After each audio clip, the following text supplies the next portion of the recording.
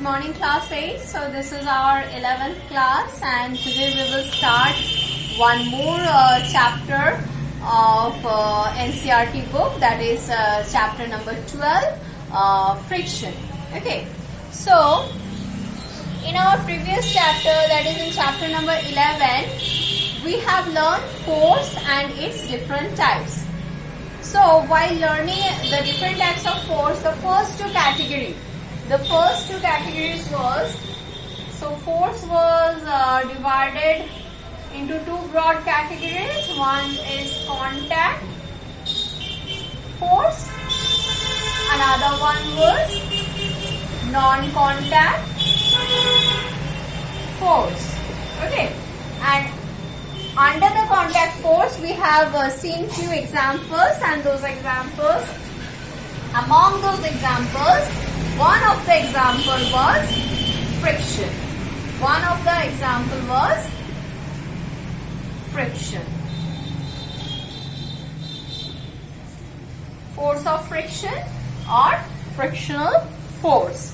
And over there we have learned the definition of friction, and it was defined like this, that obviously it is a type of contact force.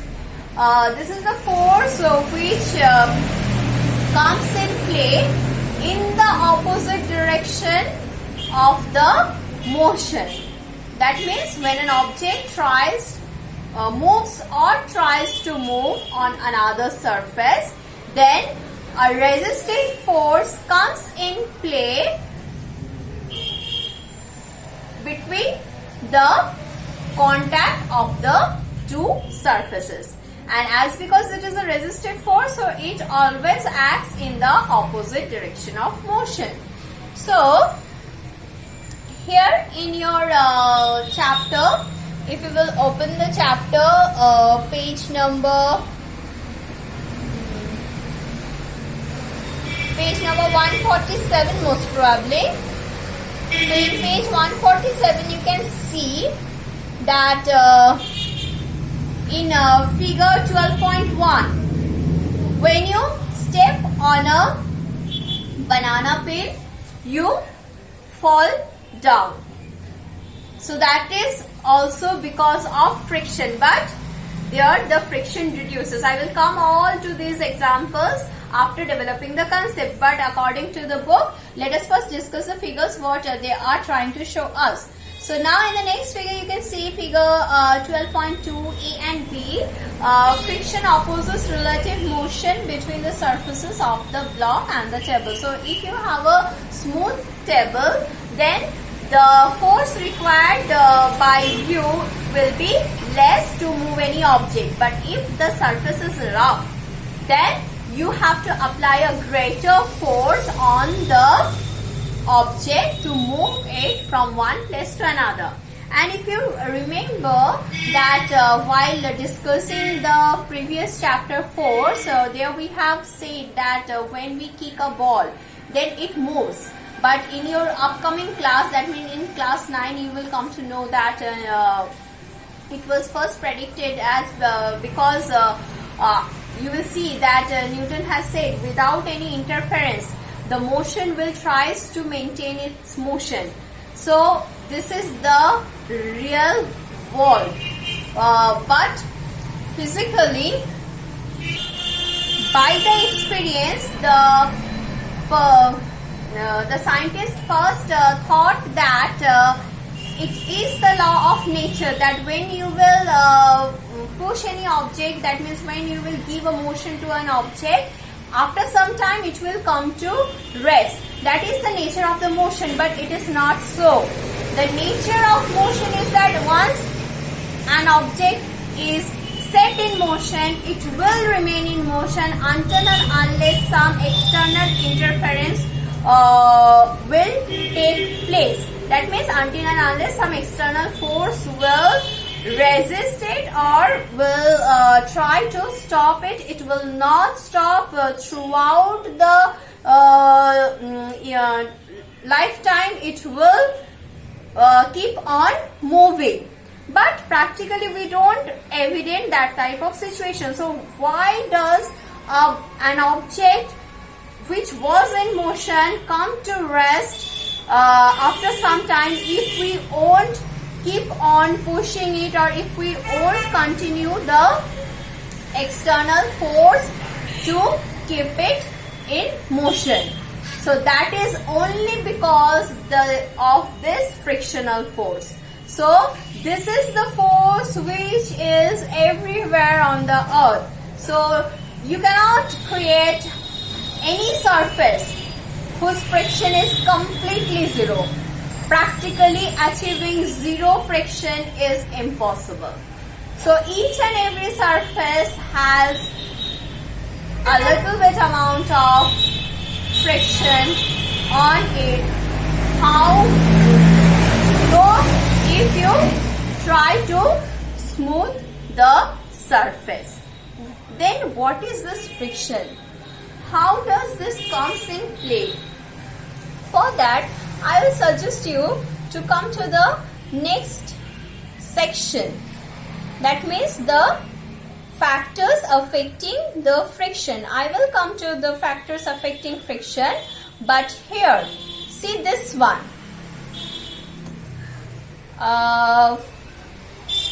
Figure 12.4. If you will do this kind of setup, this is a very simple setup with the help of cell at your home. You can see the result of this experiment.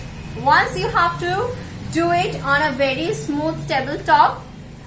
How they have done, they have rolled down a cell from one inclined plane once over a smooth tabletop, and once they have placed the sandpaper, a big sandpaper.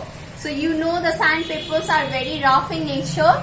So you will see that in figure A, when it was rolled over on a smooth tabletop, the cell has gone to a far distance from the inclined plane, whereas in figure B you can see it that it could not reach to that much distance what the same cell has reached in the previous case. So that means the friction is something which depends on the nature of the surface on which one object rolls. Better if I say you that the friction depends on the surface on which you are moving one object. Actually, what happens?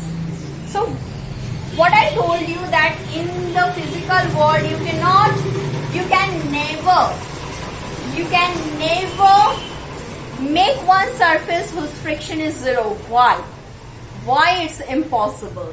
Because each and every surface, if it is looking smooth, then also under microscope you will find a huge number of irregularities on it. So you will find a huge number of irregularities on it. So what does this implies? These irregularities increases the roughness.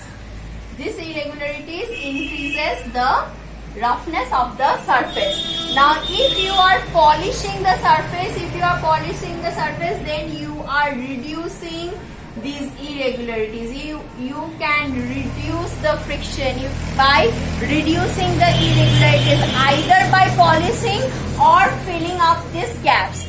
How? You have seen that while playing carom you sprinkle powder. So what happens when you sprinkle powder? The powder fill up these depressions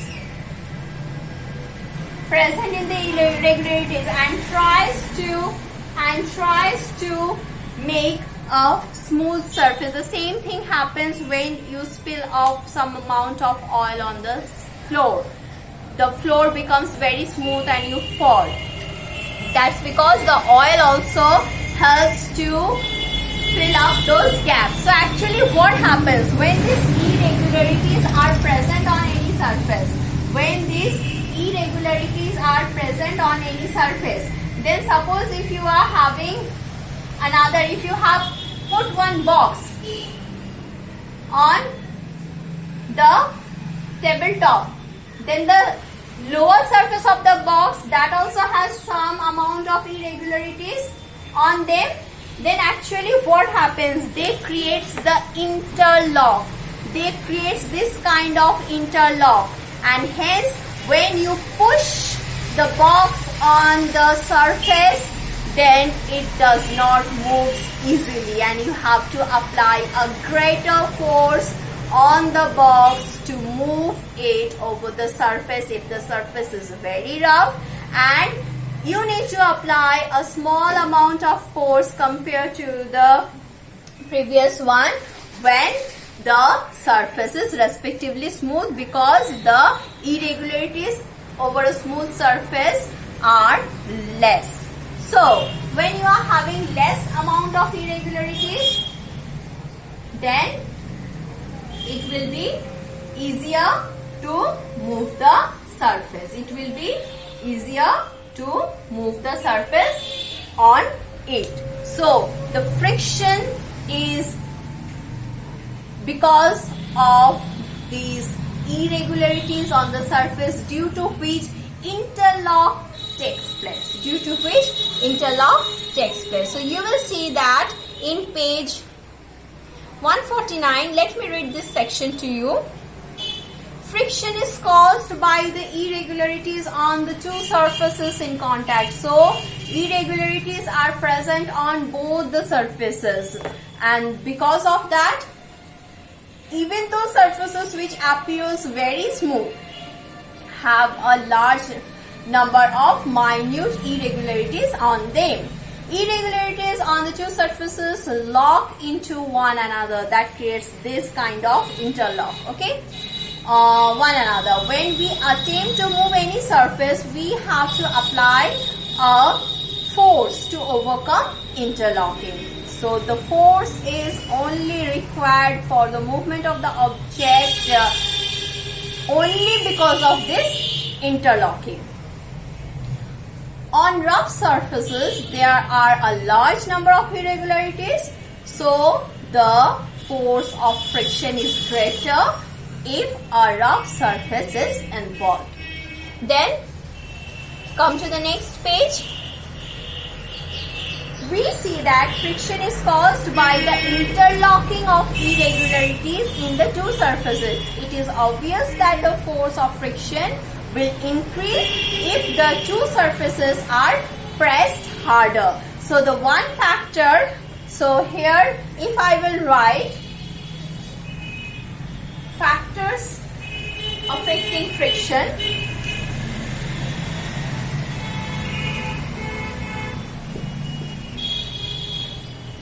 factors,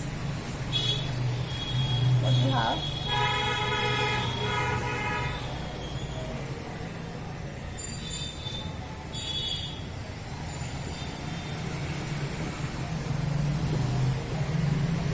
So for factors affecting friction, so the first factor what we found is the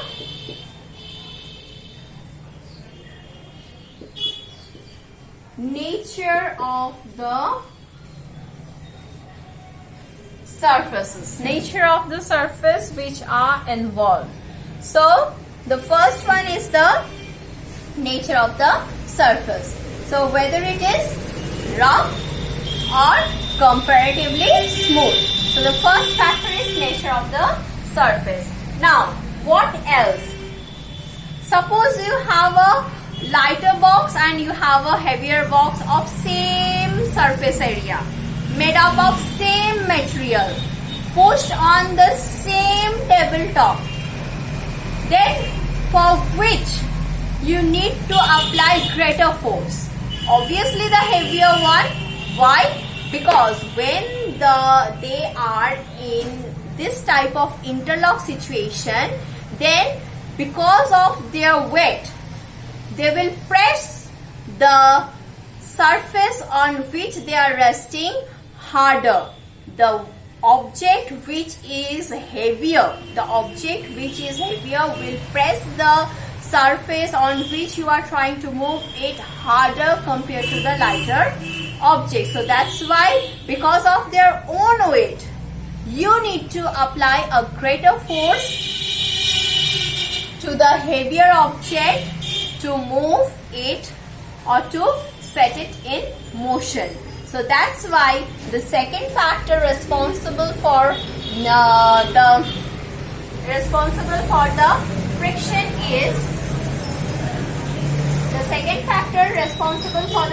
is the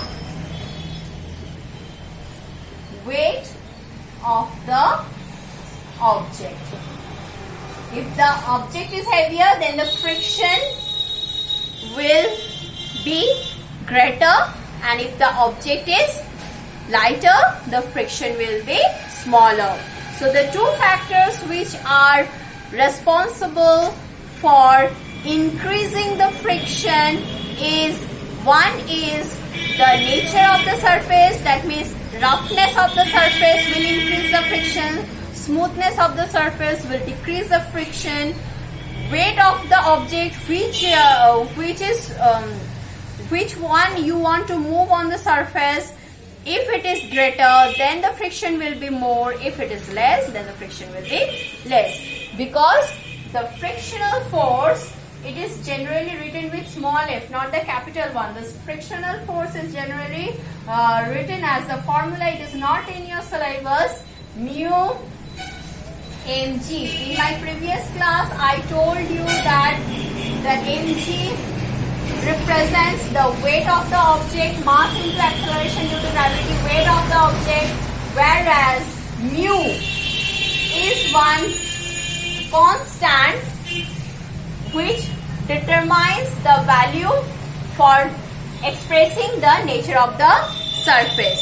So this is known as coefficient of friction. This constant factor is known as coefficient of friction, whose value expresses that how much rough is the surface or how much smooth the surface is. Okay.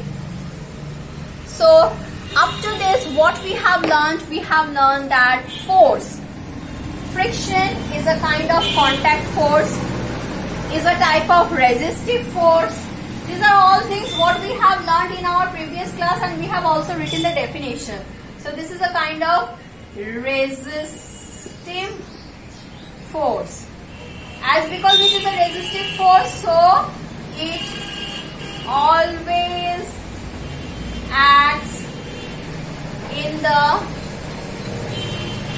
opposite direction of motion. It always acts in the opposite direction of motion, and as because friction is a type of is one of the example of contact force, so the unit of frictional force is same as the force. So unit of frictional force, SI unit is Newton. SI unit is Newton. So, and as because it is always directed in the opposite direction, and what I told you in the contact is important. That's why it is a type of contact force. It is a resistive force. It's always acts in the opposite direction, and it comes into play whenever an object moves or even tries to move. So if one object is in motion, then also the friction is acting. If it is at rest, then also the friction is present.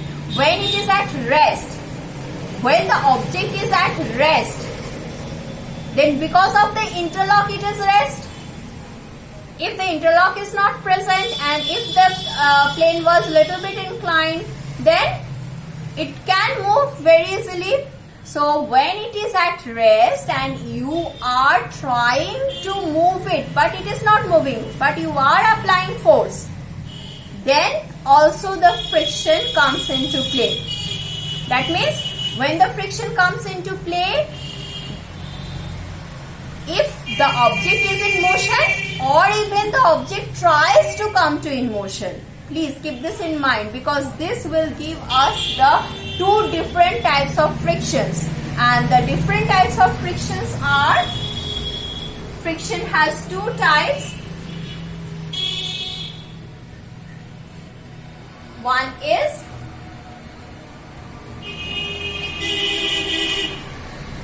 the two main types of frictions are static friction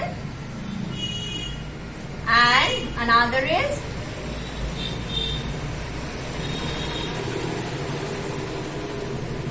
kinetic friction.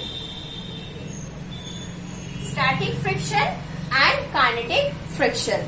So friction are mainly of two types. One is static friction, another one is kinetic friction. These are not given in your book, but it is important to know.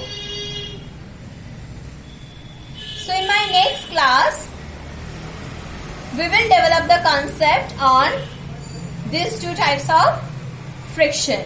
One is static friction, another one is kinetic friction.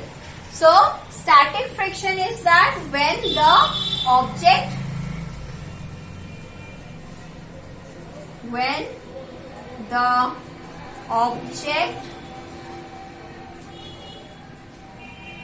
tries to move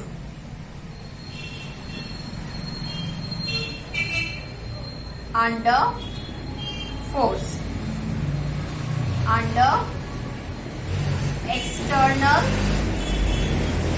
force. And what is kinetic friction? When the object moves on a surface